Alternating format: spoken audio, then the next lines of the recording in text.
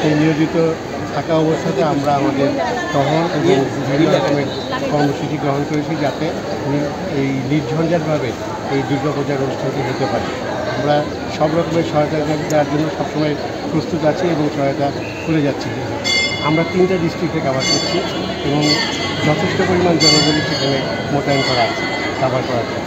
বরগুনা মাদুরাতে আছে না, আমাদের মনে হচ্ছে যে এটা আমরা আশা করছি যে খুবই সুন্দরভাবে পরিচিত হবে এবং এখন পর্যন্ত যা হচ্ছে সবই ভালোভাবে হচ্ছে।